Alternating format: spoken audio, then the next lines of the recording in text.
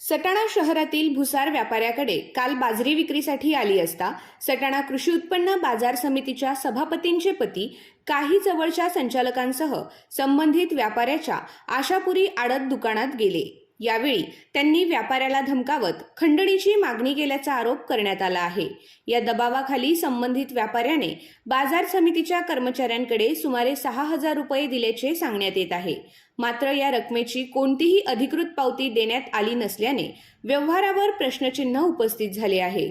व्यापाऱ्यांवर होत असलेल्या या अन्यायाच्या निषेधार्थ उद्यापासून बाजार समितीतील लिलाव प्रक्रिया बंद ठेवण्याचा निर्णय घेण्यात आल्याची माहिती व्यापारी गटाचे संचालक योगेश रौंदळ, दीपक सोनवणे तसेच इतर हमाल व व्यापाऱ्यांनी दिली।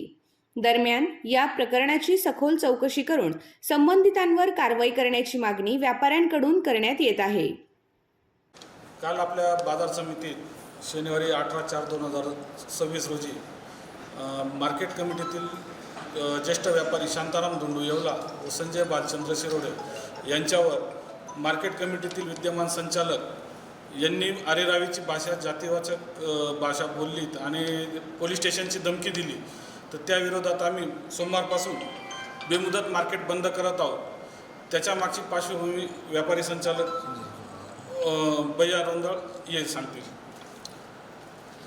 काल बाजरीची गाडी संजय शिरोडे यांच्या आडतीत आली होती। त्या गाडी संदर्भात संचालक बोडे यांनी विचारणा केली।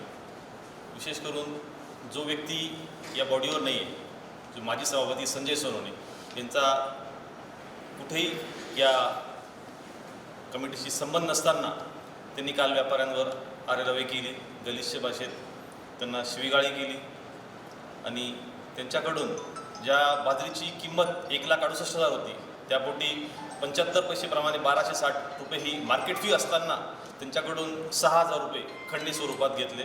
त्यांना अनेक प्रकारची दमदाटी केली। 1,00,000 रुपयाचा दंड फाडा, गाडी पोलीस स्टेशनला जमा करा, हा रेशनिंगचा माल आहे। रीतसर पावती असताना देखील अशा गोष्टी होत असतील तर हे निंदनीय आहे।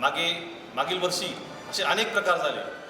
कुठल्याही प्रकारची व्यापाऱ्यांना विश्वासात न घेता त्यांच्यावर दमदाटी केली। हे असे प्रकार भविष्यात घडू नये त्याकरता आम्ही सर्व उद्यापासून मार्केट बेमुदत बंद करणार आहोत।